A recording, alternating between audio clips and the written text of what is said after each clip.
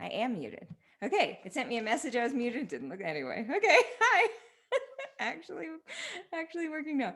So, okay, we are on day 9, and we're on the third ethical limb of the Eightfold Path.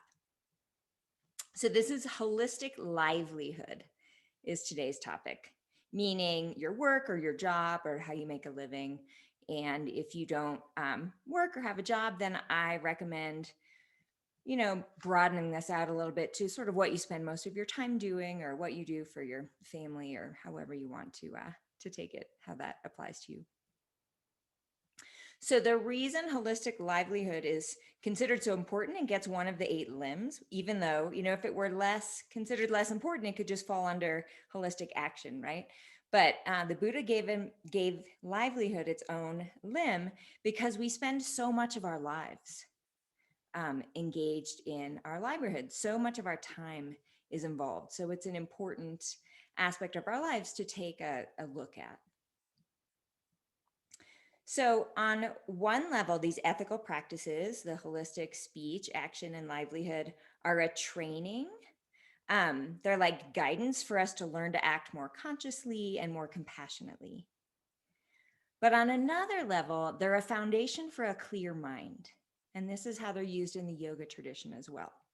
So if we're involved in harming or lying or stealing, it's hard to pay attention to what's happening in the present moment because our mind gets caught up and busy and paranoid. If we have to keep thinking back to all the things that bum us out that we did in the last week or whatever, we're not going to be able to just settle the mind. So it's considered an important internal practice, ethics, to make us be able to relax actually and feel good. And then on the most meaningful level for ethical practices, they're a way for us to express our clarity and our understanding in the world, a way to bring our deepest values into the actions of our daily lives. So it's often described as like beautifying our lives or the world to act in these ways that have meaning in themselves because they're aligned with our values. So, holistic livelihood is a path to becoming happier in our lives, and it's a way to express our care in the world. It's guidance to engage meaningfully with the part of our lives that involves our trade or our career or however we contribute to society. So, classically, this is a pretty short teaching, and they just usually say there are specific jobs that are prohibited. Um, and along the lines of what we've been talking about the last couple sessions. So traditionally, we say our livelihood should be legal, peaceful, and honest. And so let's just look at that a little bit. If your job is illegal, I'm not saying that makes it immoral because lots of laws, I might not agree with. However, it's stressful to have an illegal job because you have to worry about, getting caught or paying fines or, whatever the downside of doing the illegal job is. So that's the reason for illegal, not some sort of moralistic, it must be morally wrong if it's illegal, because I think that's often not true. So that's why illegal is a problem. If our livelihood isn't peaceful, it won't lead to harmony around us and it won't lead to internal peace.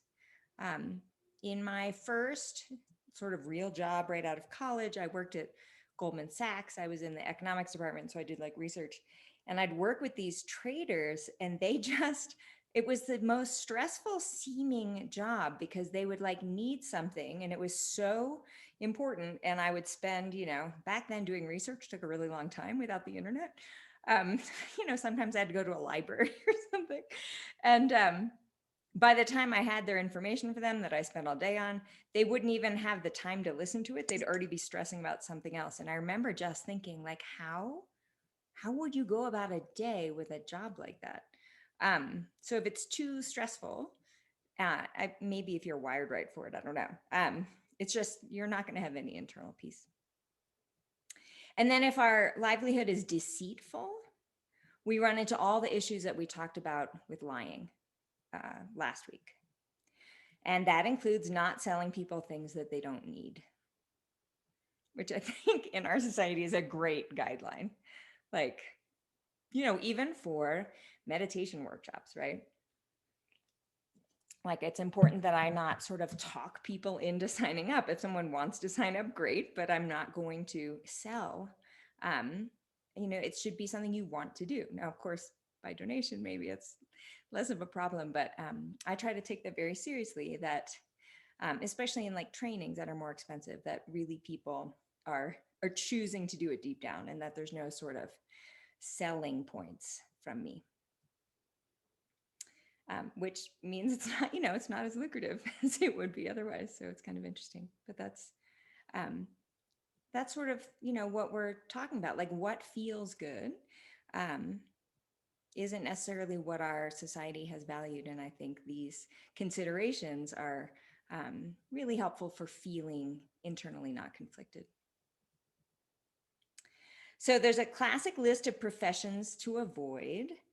Anything that involves killing people. I mean, this is going to be fairly straightforward.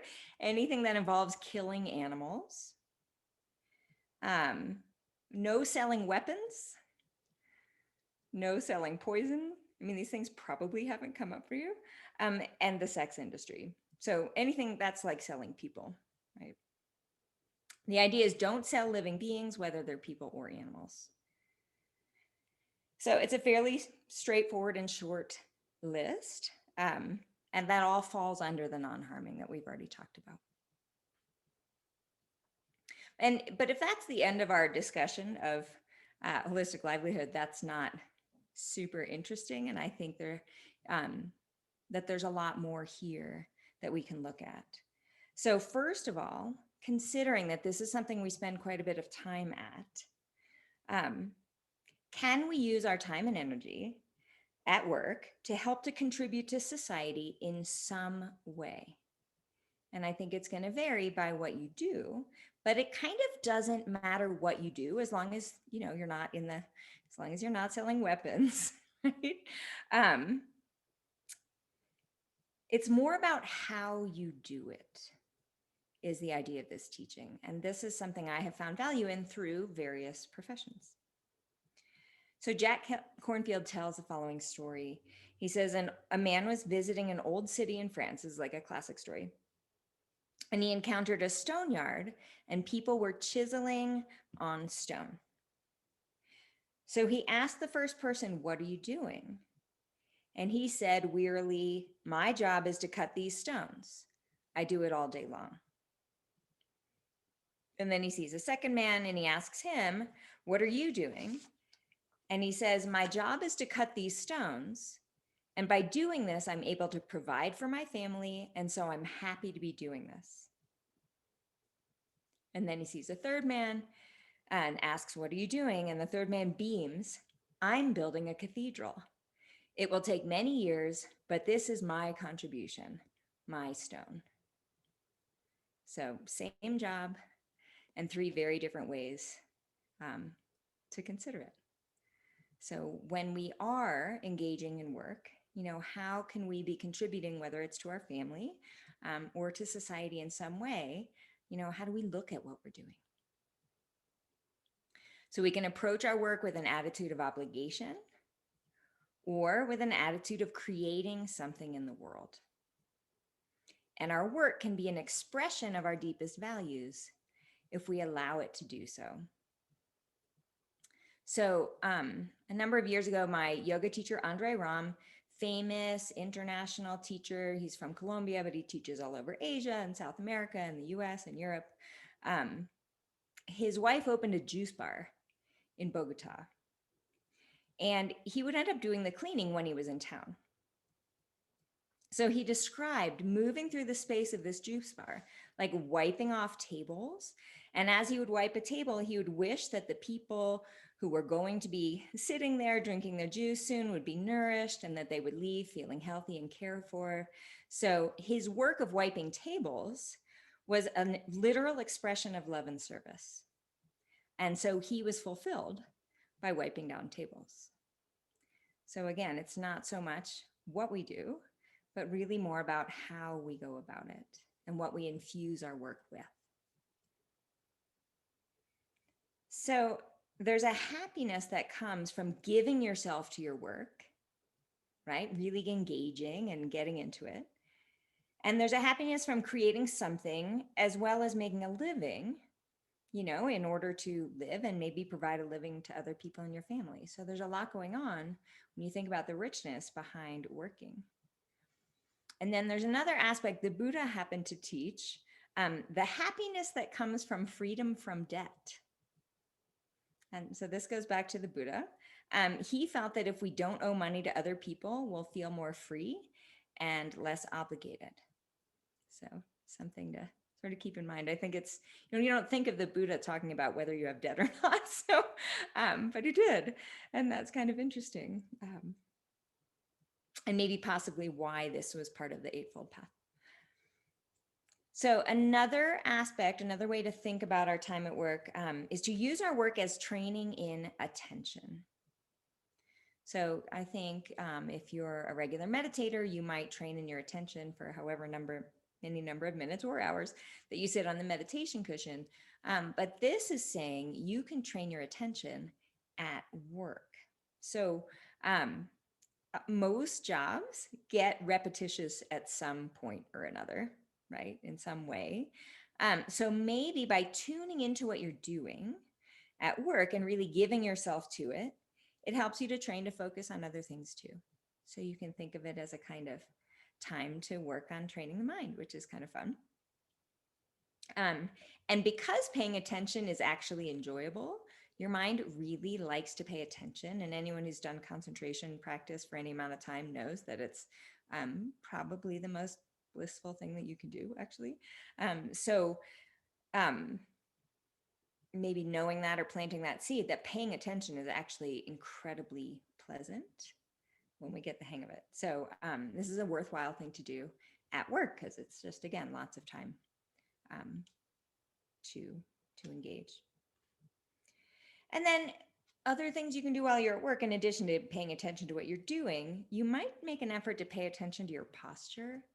And I think that well-being in general has so much to do, posture has so much to do with well-being, because if we're slouching, it shortens our, it's not only like maybe long-term back pain or neck pain, but also it shortens our breath, which creates anxiety. But sitting up tall gives us a feeling of being energized and clear, and then the breath lengthens to whatever's natural, and that gives us calmness and clarity and feeling good. So I always try. I mean, it's okay being a yoga and meditation teacher. It's easy to think about my posture, but I do it a lot, like driving to and from work, like to think about sitting up instead of just slouching. So anything that we do, not just keeping the breathing relaxed too, but making sure we're not holding excess tension in our bodies. So even if the job is kind of mental, like my previous job to all this stuff was being an economist, so it was mostly math, and it was very, very mental, but I was engaging in these teachings already at that time, and I could still, notice if I was holding tension in my shoulders or my hands or my face, and use it as a time to check in and relax and create better habits for the body and the mind. Okay, now another aspect of holistic livelihood is to use our work as a chance to grow as a person and to develop our awareness in that regard. So, since we spend so much time at work, we can use it as an opportunity to be present. We can bring awareness to how we relate to other people at work, if there's other people there, and how we relate to the work itself. So it's essentially like a mindfulness practice, if you consider it that way. And here's a chance to be mindful for however many hours a day that you engage in livelihood, which could be a number. And even if it's not that many, it's still a great opportunity. We can be mindful of our intentions throughout the day. We can be mindful of our behaviors when we're at work. So what kind of attitudes am I talking about being mindful of our relationship? When you're at work, think about, is it about what other people can do for you? Or are you able to approach it maybe as bringing harmony to your workplace? to contribute to other people working together well, and to create something as a whole with them, whatever it is that you're working on. And then, since these are people who you may or may not, otherwise choose to spend time with, but you are spending time with them, what can you offer your coworkers or your clients in terms of compassion? I mean, that's a real way to add to the experience of being at work, is relating to people in a way, people you might not know as well or care as much about, interacting with them with care and maybe getting to know them, especially if they have different sort of points of view. That can be really interesting. So being at work is a chance to interact with all kinds of folks you might not otherwise run into or get to know, or choose to run into. And sometimes that means our buttons get pushed, in all kinds of ways. So it's a great place then to study our reactivity. How do I react when this person says this or that? I can't just cut them out of my life because I work with them. So it's kind of like family in that way, where we can work deeper into our stuff with these people because unless they change jobs or we do, they're there, which can be super helpful, and then there's other times when we can decide this isn't a great workplace, right? But even if you decide that because of the people, a different place would be better to work, instead of just leaving in reactivity, sort of, I don't know, doing the best that we can with them and learning what we can from the situation. So think about all the people you run into during your day who are at work themselves. How does it feel to have a friendly cashier versus a cashier who's short with you? And what's it like to be on the phone with a tech support person who doesn't care, or one who's super warm and helpful? So again, it's not so much what we do for a living, but how we do it that has the opportunity to really make or break someone's day, right? Sometimes I get off the phone. I had some kind of tech support conversation with someone a couple of weeks ago where, like, I'm still smiling thinking of how pleasant, like, I just super enjoyed. Her name was Karen, so we just like got off, talking about whatever. And I don't know, I got off the phone feeling like I had a conversation with a long lost friend just because she was warm, and talking about the weather and I don't know what. Anyway, so it's amazing how, or, I can remember some frustrating conversations I've had in the last couple of weeks with people I don't really know who are at work either. So it makes a big difference how we are, even to people who we have a very brief conversation with or connection with. And then work is also a chance to grow as a person. So even like preparing this class series for you, I've taught the foundations of Buddhism, I don't even know how many times. But each time it's a new opportunity to look at the material, and maybe in a fresh way, to consider how I may or may not be applying these teachings in my life, right? Because once you know something well, you might sort of take it for granted and stop paying attention to it and sort of forget it. So in some ways, I'm teaching this course for you, and in other ways, it's for me. And it would be worth it whether or not you actually showed up, which is kind of an important part of, for me, when I choose what to do. Like, I want it to feel rich for me too. Now, if nobody shows up, that's a teaching for me to pick material that's relevant, right? So I'm not actually saying it doesn't matter, because I should be putting my time towards something that you're interested in, or else it's sort of a waste of time, right? And I want to be sensitive to my audience. So it's not like that doesn't matter, but there's value for me in it too. And my first teacher always said, like, you're essentially teaching for yourself all the time when you're teaching, because you're teaching to hear these teachings said in your own voice is pretty powerful. And I've always taken that to heart, that, like, yes, I'm sharing this with you, but I'm telling me, to consider this stuff. And then a big lesson for us in the US in particular, I think, is to not be too identified with what we do for a living. It's just kind of fascinating. It's one of the first questions we ask someone when we meet them.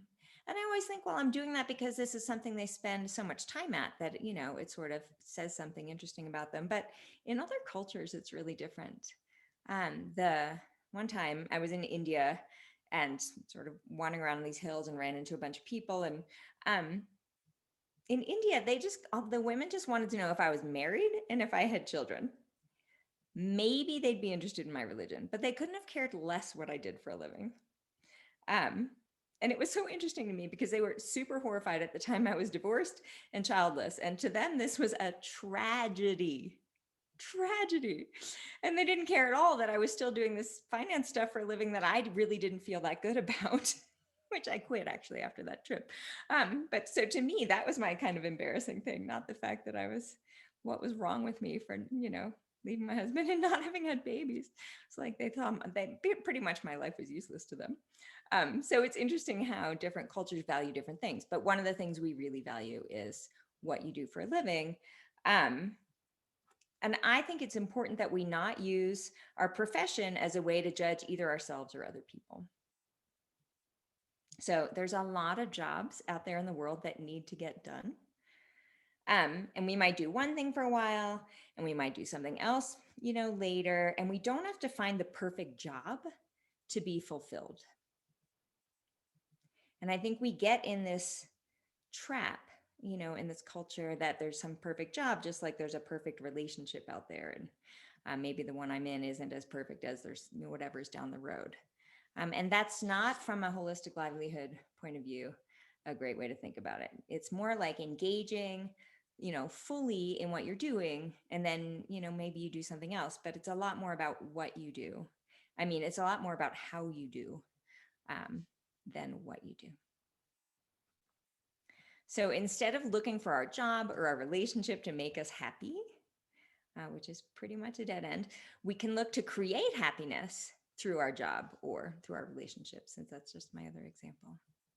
So considering creating happiness through livelihood rather than somehow livelihood, fulfilling us directly.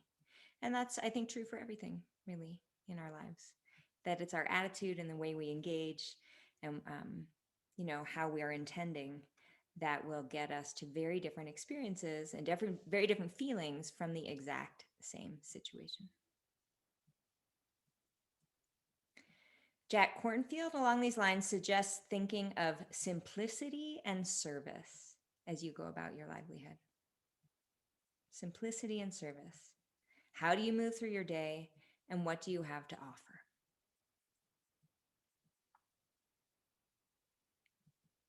So, and then one more sort of angle that can come up in spiritual circles.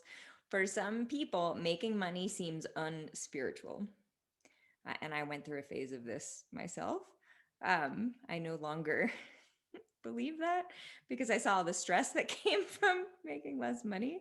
So it wasn't more spiritual. It was actually made me obsess about my own problems in a way that I didn't before and I'm not doing now. I mean, I think I had to go through the phases that I went through, but it wasn't more spiritual. I was stressed, which made me, less pleasant to be around and less pleasant to be inside. So the fact is, most of us need to make a living. And even if not, it creates happiness and a sense of purpose to give back to the world in some way, in whatever way, that is for you, for whatever you're engaging at this stage in your life. Because I know not everybody is in actual like work. But also, if you make a living, you have the opportunity to donate money. And that's another thing to think about. And the Buddha actually talked to, given, I don't remember the exact stories, but there's some like wealthy businessman who came to the Buddha and said, should I give everything away and become a monk? And he was like, no, I mean, look at all the support you're providing to the community. Like you can still practice and do your job and be of benefit to lots of people where you are now in a way that you couldn't otherwise. So there's, again, nothing wrong with making money, and it's a wonderful opportunity to support others. And this opens us up to the practice of generosity. And the question is, how much money do you need and what can you give? And how would that feel? And that's just for you to think for yourself. So regardless of our profession, Again, accepting the professions that cause direct harm. We all have the opportunity to use our livelihood or whatever we're engaging in, right, with most of our time, if it's not actual work, to benefit ourselves and the world around us. We can use it to be mindful internally. We can use it to be mindful with other people. And we can use it to create something for the world. And since most of us have to work, it's a huge opportunity to start to turn our work into a chance for growth.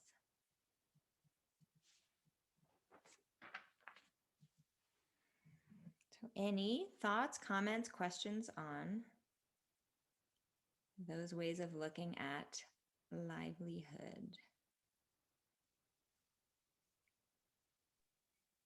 I was just thinking about personal experience I had that I worked for 30 years as a marketing director. And then when I decided to retire, the last 4 months of my job was the happiest time, not because I was going to retire, but because I was thinking about things differently. I was thinking about spending more time with people, trying to help them, take the next step, and planning some events that would make the broader population at my company happier and things like that. And it was just all because I was thinking about it differently. I could have been doing those things all along. Beautiful. Yeah.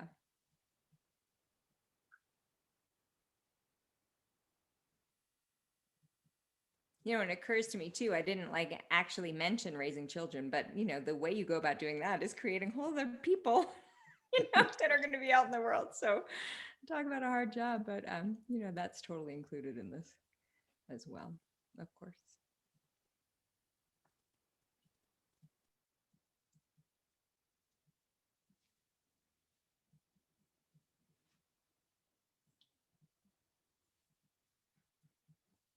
Lauren, you're still muted.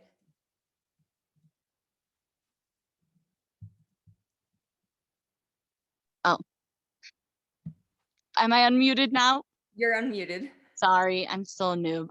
Yeah. Everything you said, as always, is amazing to me and helpful. I love all the perspectives and everything. And for me, I found a lot of what you said to be true, leaving being a preschool teacher and going to serving tables, which was funny in a way, but having less stress about money really changed my life. And that's a mountain community problem, especially with regular careers and service industry jobs providing more, as well as meeting new people that I never would have been friends with, really, and developing long-term relationships and friendships with people who think so differently, and like almost reaching a family level. And it's just funny. And I was thinking the other day, what job were you the most happy, the most fulfilled, and the most comfortable? And I was like, serving tables. And it's like, some people laugh at that and other people totally get it. So it's interesting. Awesome. Yeah. Let's see. I was a massage therapist for 10 years, among other things. And I remember going from, it's kind of egotistical job being in the finance industry and like knowing things and knowing people and whatever. And then as a massage therapist, a lot of people really treat you like, some people are really nice to you, but for a lot of people, you're the help and they don't even like necessarily consider you human, probably a lot like being a server. Yeah.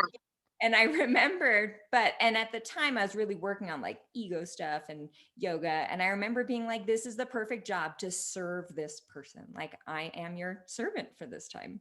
And what a great thing to actually do, to literally just serve somebody. Let me make your body feel better. And and that sort of cut through the experience. Like I could have been mad that they didn't, necessarily treat me like a person, but instead I was on my own trip of like, this is who I'm, this is what I'm doing right now. And that overrode anything, that could have been offensive that they did. Not that I like put up with inappropriate things, but turned the whole thing around. I agree. It's funny because there's something that feels so good about being able to be nice to people, that you're like, to keep, like you said, like focusing on how you're treating them and being like proud of I mean, proud of that. I guess I don't know if that's a good thing or not, but It is a good thing. So, and the Dalai Lama says this specifically, that it's very important to sort of rejoice in your good qualities and when you're able to. So, to actually, because if we don't make a point of being proud of being kind, then we're not going to value it. We're not going to make as much effort toward it. We're not going to, really keep it in mind. So, it's important to say, yeah, like I was kind to that person who wasn't necessarily bringing it out in me, and I'm proud of that. Like, it's important actually to cool. explicitly do that. Huh, Yeah. awesome. Thank you. Thank you. All right. Well, unless someone else has something, we'll do some practice. A little contemplation angle again today.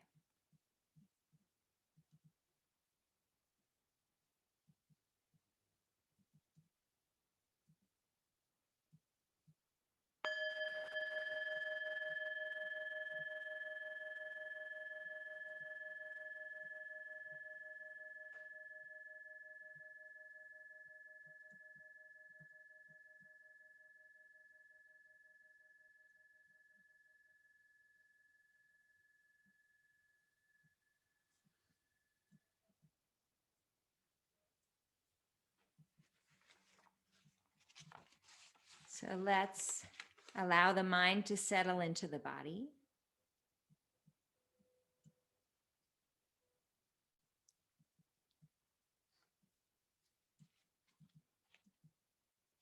Feeling the sensations of the body exactly as they are.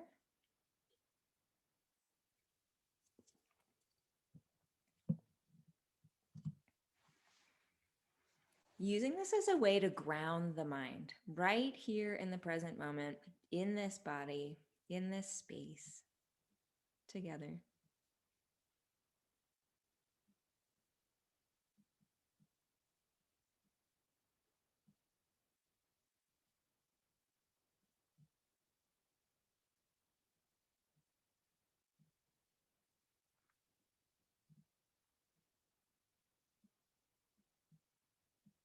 We'll allow the breathing to settle into a natural, relaxed rhythm.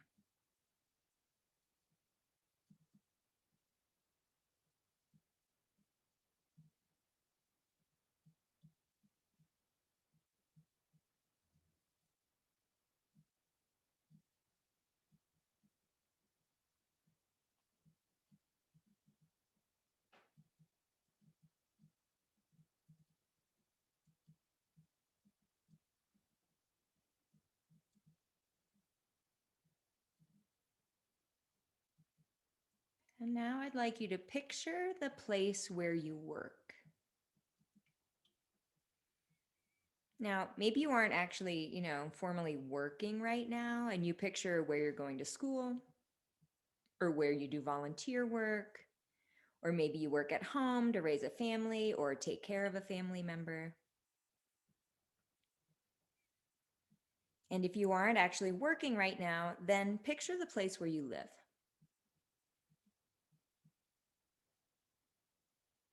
I would like you to see this place or sense it or feel it, whatever is intuitive for you. Some of us are more visual, some are less so. So, however it works for you.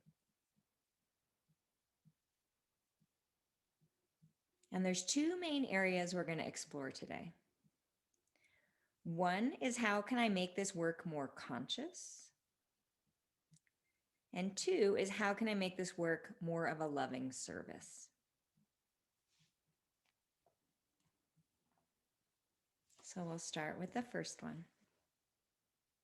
Let's consider, what could you do at work, which of course includes all those categories I've already said. We'll just use the at work to be brief with that.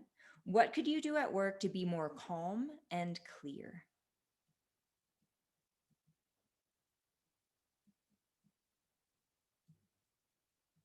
So try just dropping the question into your mind in a relaxed way and see what arises for you.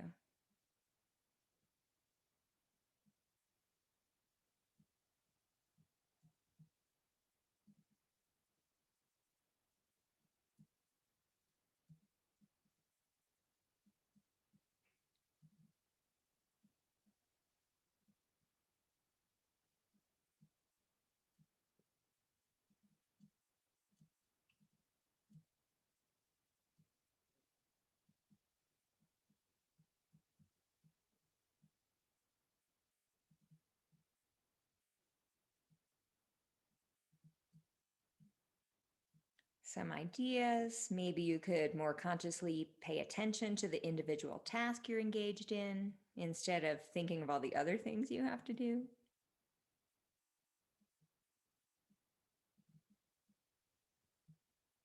Maybe you could plan to pause in between tasks or in between talking to different people and take a few moments to center yourself.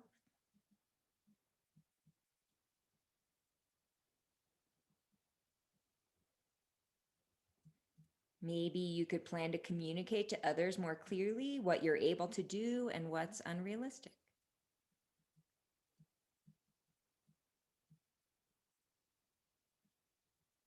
So be open-minded and curious to your own circumstances and see what arises for you.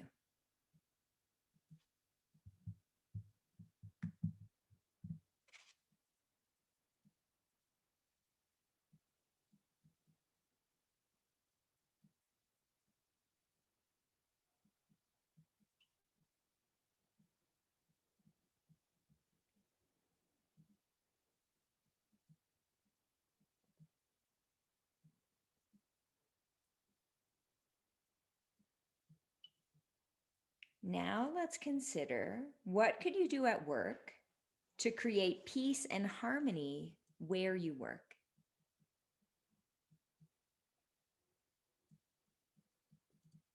Again, be relaxed and allow your mind to be interested and creative.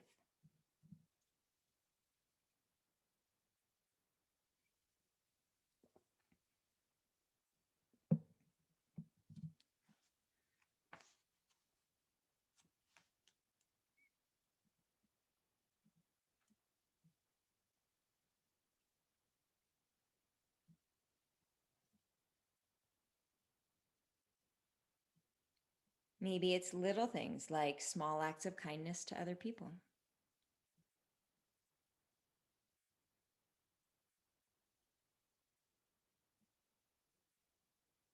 Maybe it's being careful with your speech or emails to acknowledge the work of others and their accomplishments.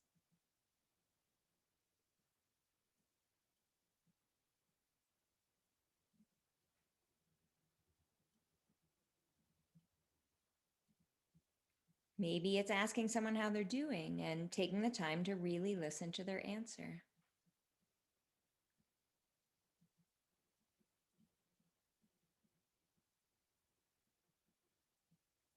Maybe it's understanding that someone might be having a bad day or not be feeling well, and to see how you might help.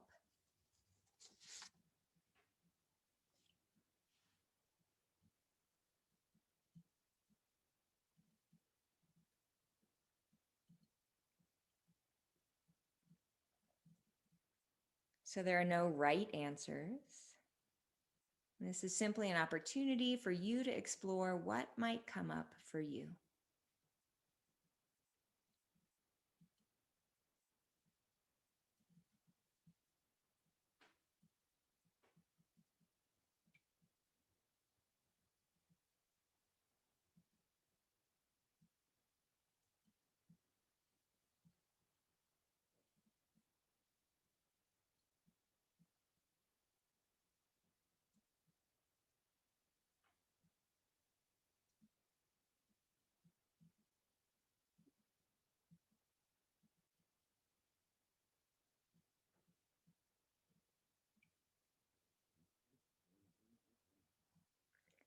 Now let's consider, how could you make this work more of a loving service?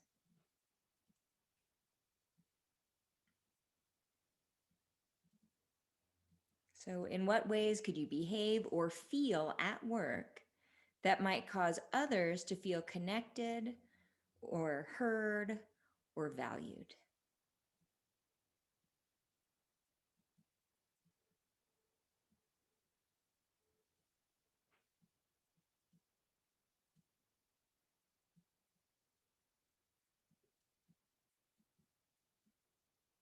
In what ways could you use your time and speech and actions to give back to individuals or to the community?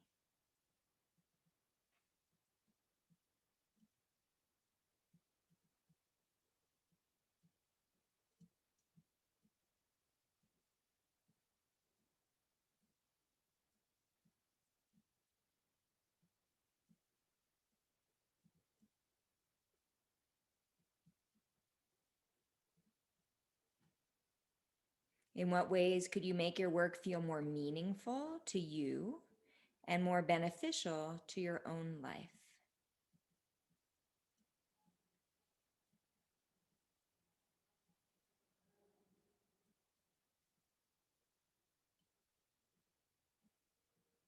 And again, allow your mind to be open and relaxed and curious as you engage in this contemplation.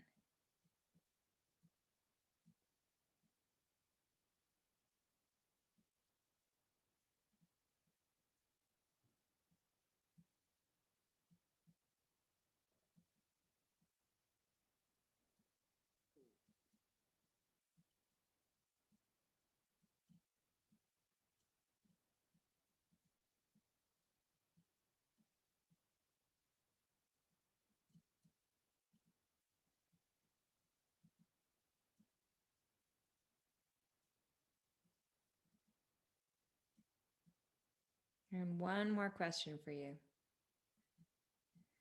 How might you begin to discover deeper truths about yourself or the world within your work, right where you are?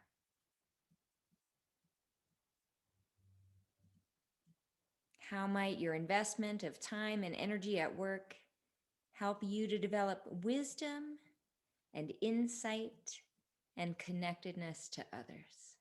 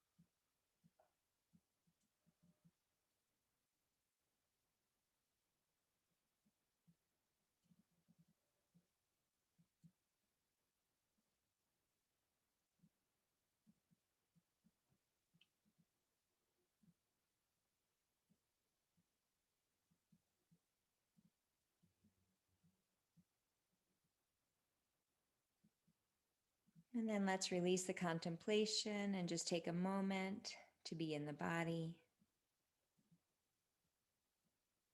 observing the breathing.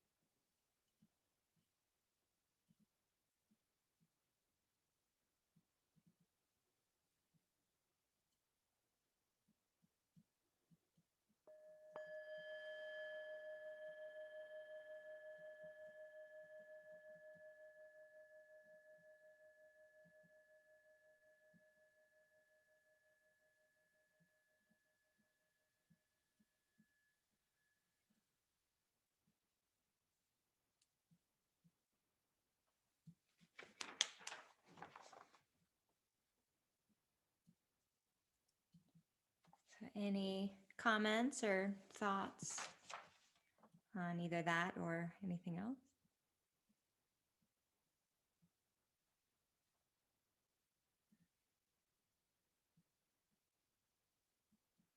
All right, I have two quotes for you, of course. So the first is from Thomas Merton, Catholic contemplative, and he was a writer. He says, "If you write for God, you will reach many men and bring them joy.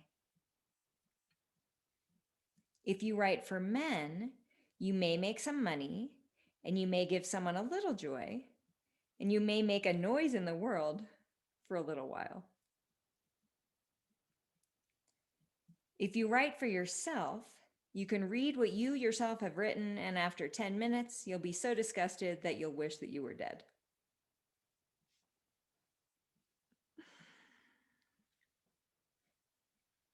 And then one more. Ram Dass asked his teacher, Neem Karoli Baba, Maharaji, what his teaching was. And every time he said his whole teaching was to love people and feed them. And that was all.